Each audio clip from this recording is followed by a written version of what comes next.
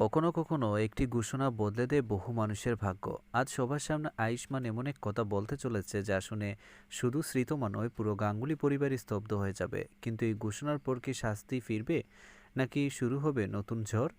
গাঙ্গুলি বাড়িতে সবাই একসঙ্গে বসে আছে। শ্রীতমা আত্মবিশ্বাসের সঙ্গে বলল, আজ সব ভুল বোঝাবুঝি শেষ হবে। আয়ুষ্মান আমার সঙ্গে নতুন জীবন শুরু করবে। ঠিক তখনই আয়ুষ্মান উঠে দাঁড়িয়ে দৃঢ় কণ্ঠে বলল, না, আজ একটা সত্য সবাইকে জানাতেই হবে। সবাই অবাক হয়ে তার দিকে তাকালো। আয়ুষ্মান কুসুমের হাত ধরে বলল, কুসুমই আমার স্ত্রী, ওর জায়গা কেউ কখনো নিতে পারবে না। ঘর জুড়ে নেমে এলো নিস্তব্ধতা। শ্রীতমা বিস্ময় বলল, এটা কখনো হতে পারে না। ঠিক তখনই দরজার বাইরে থেকে একজন আইনজীবী ভেতরে ঢুকে বললেন, আমার কাছে এমন কিছু নথি প্রমাণ আছে যা এই সম্পর্কের সত্যতা প্রমাণ করতে পারে।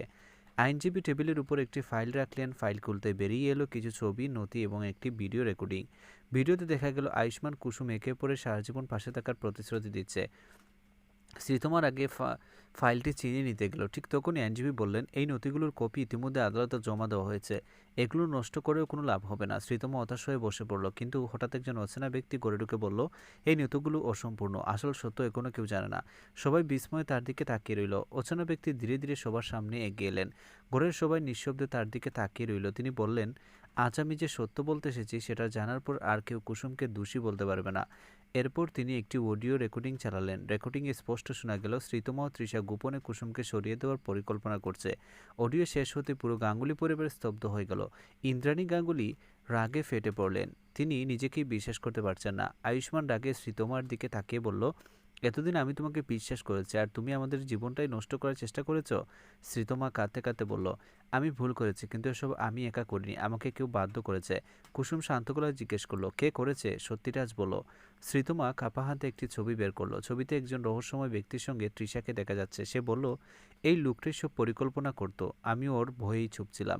ঠিক তখনই বাড়ির বাইরে বিকট শব্দ হলো। সবাই দৌড়ে বাইরে গিয়ে দেখলো একটি কালো গাড়ি দ্রুত পালিয়ে যাচ্ছে। গাড়ির ভেতর থেকে একটি খাম ছুঁড়ে ফেলে দেওয়া হলো। খাম খুলতেই লেখা, সত্যের এত কাছে চলে এসেছো, এবার তোমাদের সবচেয়ে বড় ক্ষতির জন্য প্রস্তুত হও। আয়ুষ্মান বুঝে গেল আসল বিপদ এখনো শেষ হয়নি। পরদিন সকালে আয়ুষ্মান ও কুসুম পুলিশ সেই ছবির সূত্র ধরে একটি পরিত্যক্ত বাংলোয় পৌঁছালো। ঘরের ভেতরে সবকিছু এলোমেলো। হঠাৎ একটি ঘর থেকে কারো কান্নার শব্দ ভেসে এলো। দরজা ভেঙে ভেতরে ঢুকতেই সবাই চমকে উঠল। সেখানে তৃষা হাত পা বাঁধা অবস্থায় পড়ে আছে। তৃষা কাঁদতে কাঁদতে বলল, আমি সব বলবো, আমাকে বাঁচান, আসল মাস্টার মাইন্ড আমাকে ব্যবহার করেছে। কাজ শেষ হতেই আমাকে মেরে ফেলতে চেয়েছিল। ঠিক তখনই ঘরের একটি বড় স্ক্রিনে নিচ থেকে চালু হয়ে গেল। স্ক্রিনে মুখোশধারী ব্যক্তি হেসে বলল, তোমরা ভাবছো সব জেনে গেছো, এটা তো কেবল শুরু।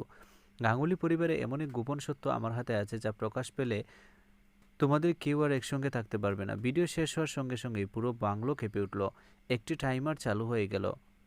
আয়ুষ্মান দ্রুত তৃষাকে মুক্ত করল। কুসুম গুরুত্বপূর্ণ নথিগুলো নিয়ে বাইরে বেরিয়ে এলো। কয়েক সেকেন্ড পর বিকট বিস্ফোরণে বাংলোর একাংশ ধসে পড়ল। দূরে দাঁড়িয়ে মুখোশধারী ব্যক্তি সবকিছু দেখছিল। সে ফোনে শুধু বলল, এবার শুরু হবে আসল খেলা, যেখানে হারাবে কুসুম আর জিতবে আমার প্রতিশোধ। আয়ুষ্মান কুসুমের হাত শক্ত করে ধরে বলল, যেই হোক এবার তাকে সামনে আনবই। কুসুম দৃঢ় কণ্ঠে বলল, আমাদের সম্পর্ক ভাঙার শক্তি কারণেই, সত্যের জয় হবেই। আজ শ্রীতমার ষড়যন্ত্র প্রকাশ পেল, কিন্তু তার পেছনে অদৃশ্য শক্তি এখনো ধরা ছোঁয়ার বাইরে। মুখোশধারী আসলে কে, আর গাঙ্গুলি পরিবারের সেই ভয়ঙ্কর গোপন সত্য কি, যা জানলে সব সম্পর্ক বদলে যেতে পারে? পরবর্তী মহাপর্বে অপেক্ষা করছে সবচেয়ে বড় বিস্ফোরক রহস্য।